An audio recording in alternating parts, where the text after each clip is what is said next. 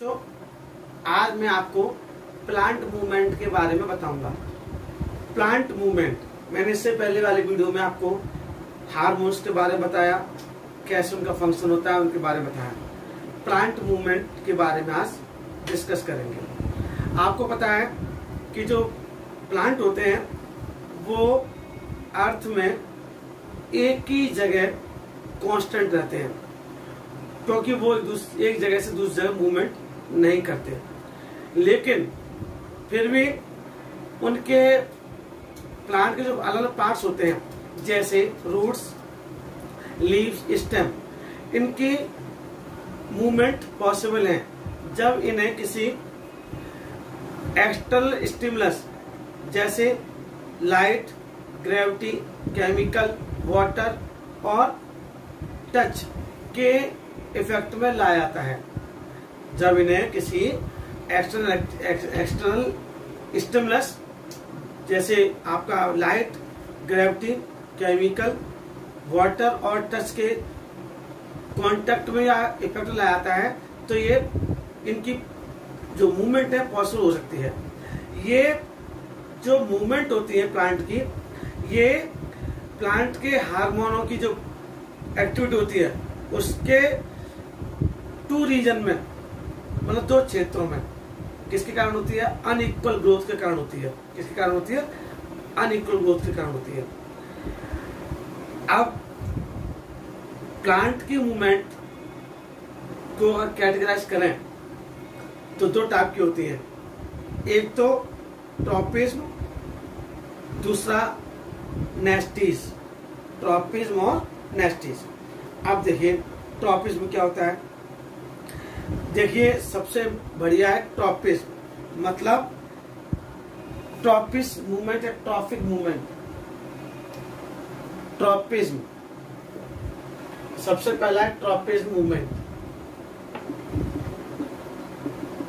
अब ट्रॉपिज्म जो लिखा हुआ है, ट्रॉपिज्म क्या होता है? किसी एक्सटर्नल स्टिमुलस के टुवर्ड्स उसके प्लांट की जो मूवमेंट होती है वह स्टिमुलस की डायरेक्शन और रिस्पांस की डायरेक्शन को डिटरमाइन करती है। स्टिमुलस की डायरेक्शन और रिस्पांस की डायरेक्शन को क्या करती है? डिटरमाइन करती है। ट्रॉपिज्म कहलाता है। मतलब इसका मतलब ये कि ट्रॉपिज्म एक डायरेक्शनल मूवमेंट है। ट्रॉपिज्म क्या है? डायरेक्शनल मूवमेंट है। अगर प्लांट के पार्ट्स की मूवमेंट या ग्रोथ, प्लांट के पार्ट्स की मूवमेंट या ग्रोथ स्टिमुलस की ओर होती है तो वह जो ट्रॉपिज्म होता है पॉजिटिव होता है। और यदि उसके प्लांट्स की मूवमेंट या ग्रोथ स्टिमुलस से दूर होती है, तो वह नेगेटिव ट्रॉपिज्म कहलाता है। सबसे इजी ये समझ में आ गया? समझ में आ रहा है? अगर स्टिमुलस की टुवर्ड्स होगी तो ट्रॉपिज्म पॉजिटिव, और स्टिमुलस के अवे होगी, दूर होगी, तो वह नेगेटिव ट्रॉपिज्म कहलाता है। समझ में आ रहा है? अच्छा, अब ट्रॉपिज्म के टाइप होते हैं। 5 टाइप के ट्रॉपिज्म होते हैं। अगर हम स्टिमुलस और ट्रॉपिज्म का टाइप पढ़ेंगे तो सबसे पहले आता है लाइट का ट्रॉपिज्म होता है फोटोट्रॉपिज्म। लाइट का फोटोट्रॉपिज्म। ग्रेविटी का जियोट्रॉपिज्म। केमिकल का कीमोट्रॉपिज्म।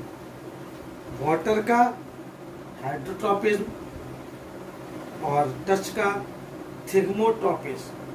ये इस टाइप के 5 ट्रॉपिज्म होते हैं।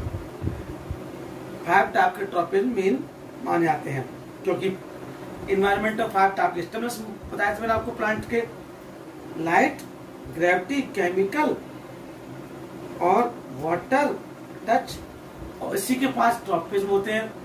वाटर का कहेंगे तो हाइड्रोट्रॉपिज्म, टच का कहेंगे तो थिग्मोट्रॉपिज्म, केमिकल का कहेंगे तो कीमोट्रॉपिज्म, ग्रेविटी का कहेंगे तो जियोट्रॉपिज्म, और लाइट का कहेंगे तो फोटोट्रॉपिज्म। अब हम लोग बात करेंगे सबसे पहले बात करते हैं हम लोग फोटोट्रॉपिज्म की। फोटोट्रॉपिज्म में सबसे पहला पार्ट आता है फोटोट्रॉपिज्म।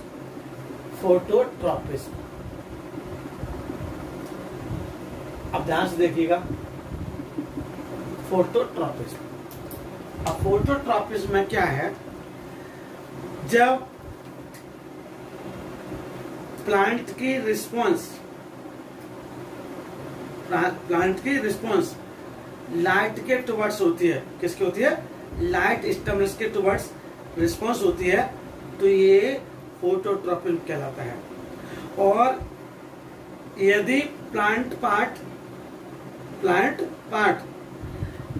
लाइट की ओर बढ़ता है, किसकी तरफ बढ़ता है, प्लांट लाइट की ओर बढ़ता है, तो ये पॉजिटिव फोटोट्रॉपिज्म कहलाता है।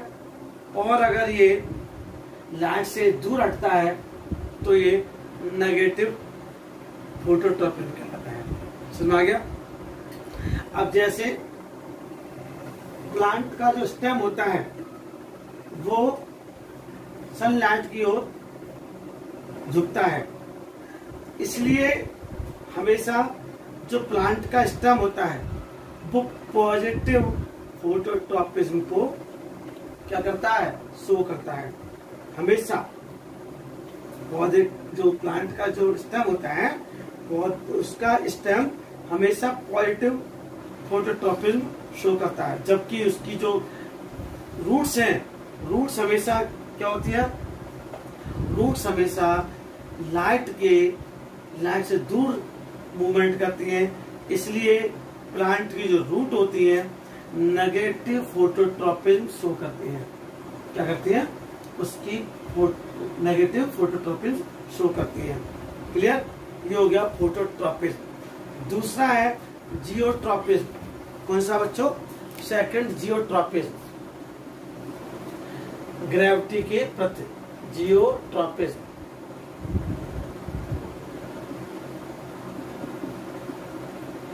अब जियोट्रॉपिज्म क्या होता है, यहाँ स्टिमुलस क्या है, ग्रेविटी। सेम ऐसे करके बोलेंगे, जब जो प्लांट होता है, प्लांट का रिस्पॉन्स जब ग्रेविटी के टुवर्ड्स होता है तो जियोट्रॉपिज्म कहलाता है। यदि प्लांट पार्ट ग्रेविटी की डायरेक्शन में मूवमेंट करता है तो पॉजिटिव जियोट्रॉपिज्म कहलाता है बच्चों। और अगर प्लांट पार्ट ग्रेविटी के अगेंस्ट मूवमेंट करता है तो वह नेगेटिव जियोट्रॉपिज्म कहलाता है। क्लियर, क्योंकि आपको बताया है ग्रेविटी हमेशा नीचे की ओर होती है। क्या होती है, ग्रेविटी की डायरेक्शन हमेशा नीचे की ओर होती है। अब अगर प्लांट की रूट, कहां पर, प्लांट की रूट ग्रेविटी की डायरेक्शन में, मतलब नीचे की ओर ग्रोथ करती है, इसलिए प्लांट की रूट पॉजिटिव जियोट्रॉपिज्म कहलाती हैं। जबकि जो उसका स्टेम है, स्टेम हमेशा क्या होता है, ग्रेविटी की डायरेक्शन के अपोजिट बढ़ता है, इसलिए जो प्लांट का स्टेम होता है वो नेगेटिव जियोट्रॉपिज्म शो करता है। क्लियर हो गया होगा बच्चों आपको। क्लियर। अब मैं आपको केमिकल ट्रॉपिज्म की बात करूंगा। केमिकल ट्रॉपिज्म यानी chemotropism,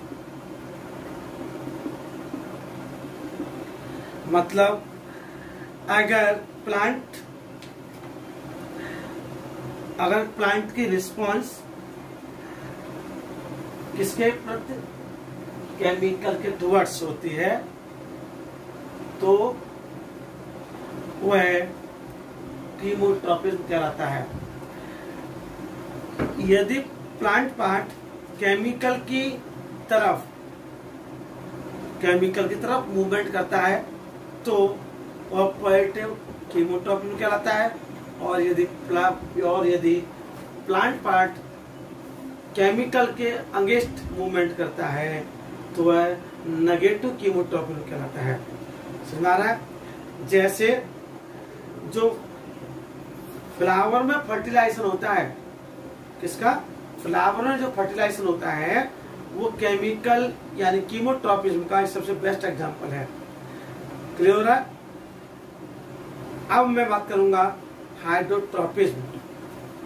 hydrotropism, fourth hydrotropism.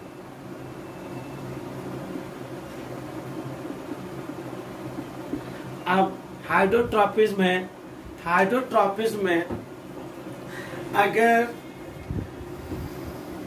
Plant की रिस्पॉन्स वाटर के टुवर्ड्स होती है तो ये हाइड्रोट्रॉपिज्म कहलाता है, और यदि प्लांट पार्ट वाटर के टुवर्ड्स मूवमेंट करता है तो पॉजिटिव हाइड्रोट्रॉपिज्म कहलाता है, और अगर वाटर के अगेंस्ट मूवमेंट करता है तो ये नेगेटिव हाइड्रोट्रॉपिज्म कहलाता है।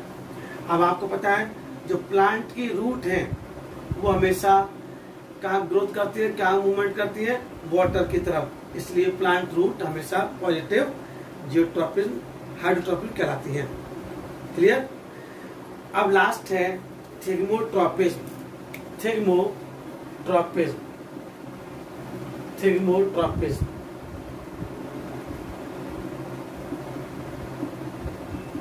अब थिग्मोट्रॉपिज्म मतलब टच। तो जब प्लांट का जो क्लाइंबर होते हैं, जैसे टेंड्रिल, अगर प्लांट टेंड्रिल किसी उसके सपोर्ट के आगे बढ़ते हैं जिसे वे टच करते हैं और उसके चारों ओर लिपट जाते हैं, उसके चारों ओर लिपट जाते हैं, इसलिए जो प्लांट्स के टेंड्रिल्स होते हैं वो पॉजिटिव थिग्मोट्रॉपिज्म है, पॉजिटिव थिग्मोट्रॉपिज्म है। क्लियर हो गया?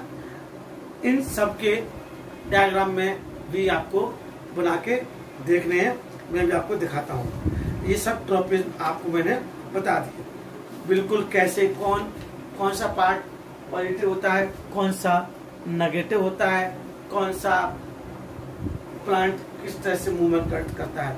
तो ये जो मूवमेंट होते हैं वो कैसे होते हैं? डायरेक्शनल मूवमेंट होते हैं, जिसे हम ट्रॉपिज्म कहलाते हैं। क्लियर?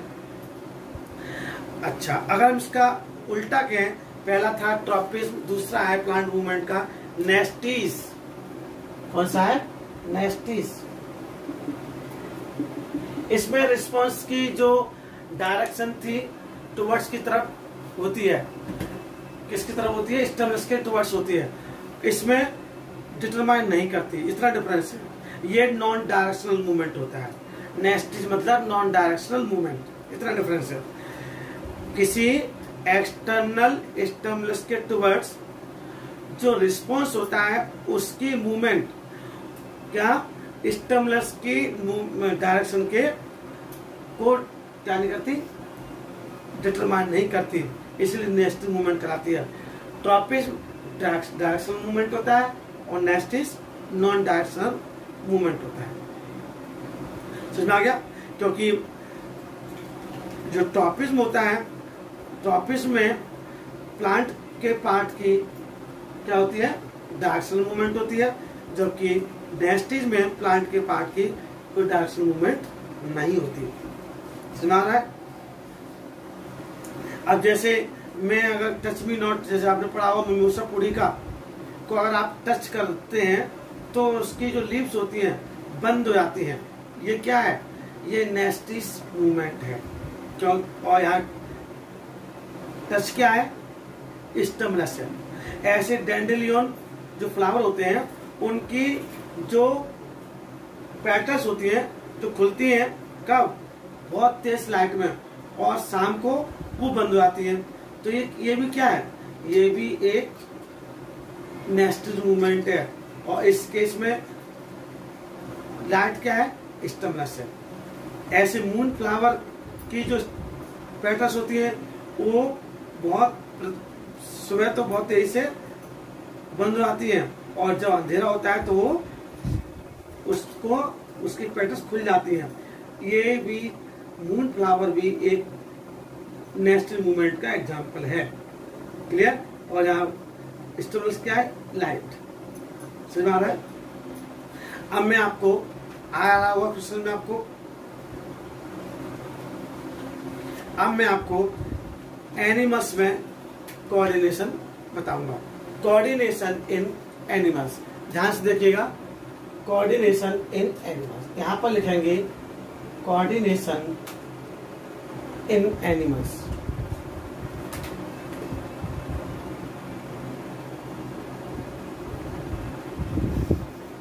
कोऑर्डिनेशन इन, आप जो एनिमल्स में कोऑर्डिनेशन पढ़ेंगे, कोऑर्डिनेशन इन एनिमल्स, इसमें क्या होता है आपको पता है, मैंने आपको बताया था जो एनिमल्स में कोऑर्डिनेशन होता है वो नर्वस सिस्टम के द्वारा होता है। किसके द्वारा होता है? नर्वस सिस्टम के द्वारा होता है। जितने भी हायर सेल्स एनिमल्स होते हैं, कॉम्प्लेक्स एनिमल होते हैं, उनमें कंट्रोल और कोऑर्डिनेशन नर्वस सिस्टम के द्वारा होता है। और इसके साथ साथ एंडोक्राइन सिस्टम, जो हार्मोनल सिस्टम भी कहलाता है, उसके द्वारा होता है। तो कंट्रोल और कोऑर्डिनेशन एनिमल्स में किसके द्वारा होता है? एंडोक्राइन सिस्टम और नर्वस सिस्टम के द्वारा होता है। अब आपको पता है कि हमारे बॉडी के अंदर 5 सेंस ऑर्गन है। 5 सेंस ऑर्गन है, आईज, ईयर, नोज, टंग और स्किन। ये सेंस ऑर्गन सराउंडिंग में से, इन्वायरमेंट से बहुत सारी इंफॉर्मेशन कलेक्ट करते हैं। क्लियर?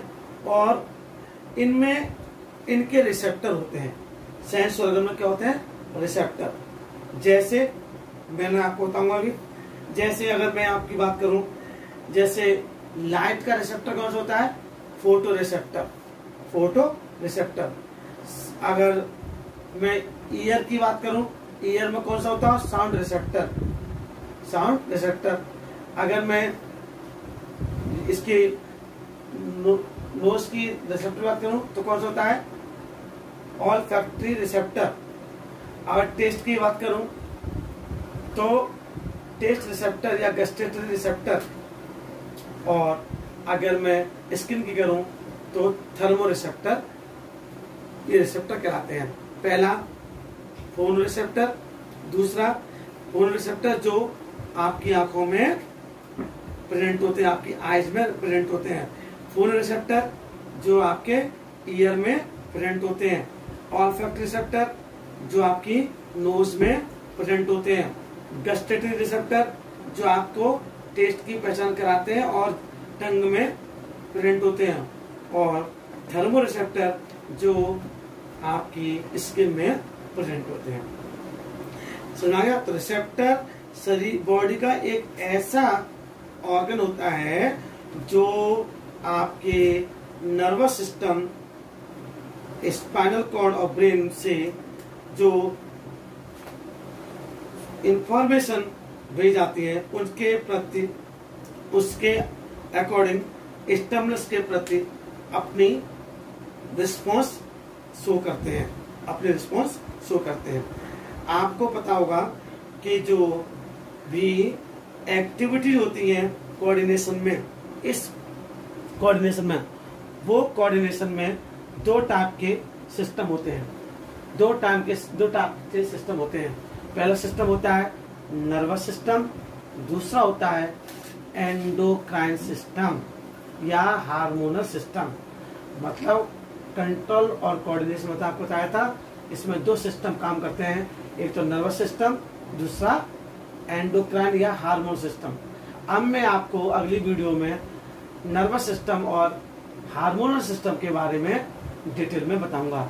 आप इस वीडियो को अच्छे से देखेंगे।